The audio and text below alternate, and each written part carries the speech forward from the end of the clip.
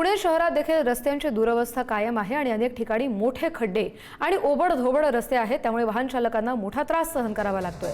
पावसामुळे परिस्थिती अधिक गंभीर बनली असून वाहतुकीवर परिणाम होतोय।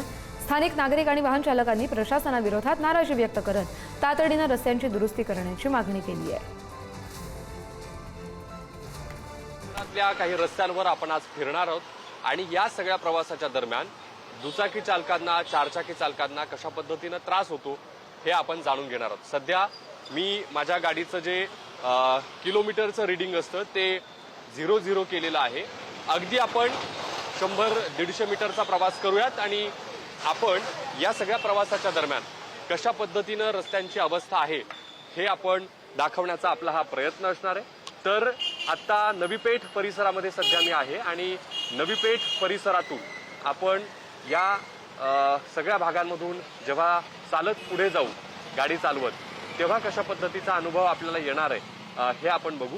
विठ्ठल मंदिरापासून म्हणजे अगदी आता माझ्या समोर असलेला जो एक चौक आहे तिथपासून डावीकडच्या बाजूला जेव्हा आपण जाऊ तेव्हा कशा पद्धतीचे या शहरातले रस्ते आहेत याचा तुम्हाला अंदाज येईल।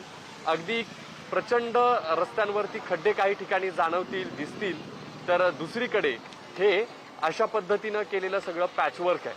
म्हणजे डांबर हे सगळे रस्ते बुजवण्याच्यासाठी म्हणून आपल्याला या ठिकाणी टाकल्याचं दिसतंय, पण रस्त्याची ही सगळी तुम्ही अवस्था बघा।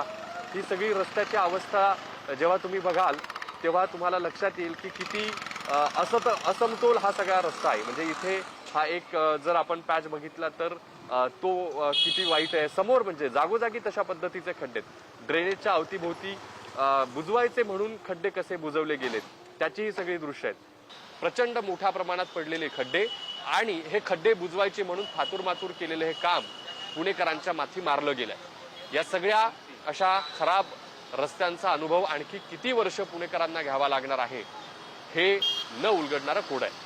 व्हिडिओ जर्नलिस्ट सचिन सह मी ज्ञानेश्वर चौकमल, पुढारी न्यूज, पुणे।